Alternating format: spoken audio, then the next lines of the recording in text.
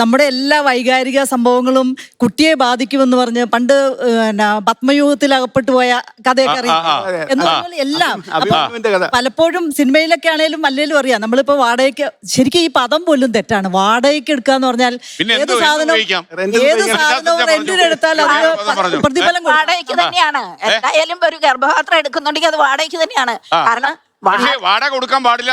അങ്ങനെയാണെങ്കിൽ ഒരു അമ്മയും പ്രസവിക്കാൻ തയ്യാറായില്ല. കാരണം അവർക്ക് എന്തെങ്കിലും സാധാരണ വാടകയ്ക്ക് എടുക്കുന്ന അമ്മമാരെന്ന് പറഞ്ഞാൽ സാമ്പത്തികമായിട്ട് വളരെ മോശമായിട്ടുള്ള ജീവിത രീതി ഉള്ളവരിൽ നിന്നായിരിക്കും എടുക്കുക. കാരണം എന്താന്ന് വെച്ചാൽ അവർക്കൊരു സഹായവും കൂടിയായി. ഒരു കുട്ടിയേ ഉള്ളൂ, ആ കുട്ടിയെ പോറ്റാൻ പോലും മാർഗമില്ലാത്ത അമ്മമാർ വാടകയ്ക്ക് തയ്യാറാവും. അത് മാത്രല്ല, ഒരു നമ്മളിപ്പോ ഒരു സംതൃപ്തി ഉണ്ട്. പരോപകാരമാണെങ്കിൽ അതൊരു സംതൃപ്തിയാണ്. പിന്നെ ഈ വാടകയ്ക്കെടുത്ത് പ്രതിഫലം നൽകുന്നുണ്ടെങ്കിൽ അത് ബിസിനസ്സായി മാറും. നമ്മുടെ കേരളത്തിൽ അത്ര വ്യാപകം അല്ലെങ്കിലും ഇന്ത്യയിൽ അത് കൃത്യമായിട്ട് നടക്കുന്നുണ്ട് പല സംസ്ഥാനങ്ങളിലും. അത് നമ്മുടെ സാമൂഹ്യമായ ഒരു വിപത്ത് തന്നെയാണ്, അത് കാണാതെ പോകരുത്.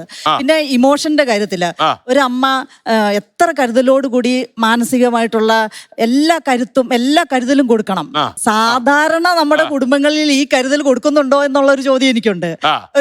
ഒരു സ്ത്രീ ഗർഭിണിയാണെങ്കിൽ എത്രമാത്രം ഇമോഷണലി അല്ലെങ്കിൽ ഫിസിക്കലി അല്ലെങ്കിൽ ഏത് തരത്തിലായാലും മെന്റലി എത്രമാത്രം കംഫർട്ടബിൾ സോണിൽ നിൽക്കാൻ ഒരു സ്ത്രീയെ അനുവദിക്കുന്നുണ്ട്, എത്ര സപ്പോർട്ടിങ് കൊടുക്കുന്നുണ്ട്. അതേസമയം മറ്റത് സാമ്പത്തികമായിട്ടും ഈ ആവശ്യപ്പെടുന്ന അമ്മ കൂടെ പോയി താമസിച്ച് പരിരക്ഷിച്ച് പ്രസവം എടുത്തു പോകുന്ന അമ്മമാര് വരെയുണ്ട്. മനസ്സിലായി, നമ്മുടെ സാധാരണ ജീവിതത്തിൽ അതില്ല എന്നുള്ളതാണ് ഞാൻ കൊണ്ടുവരുന്നൊരു പ്രശ്നം.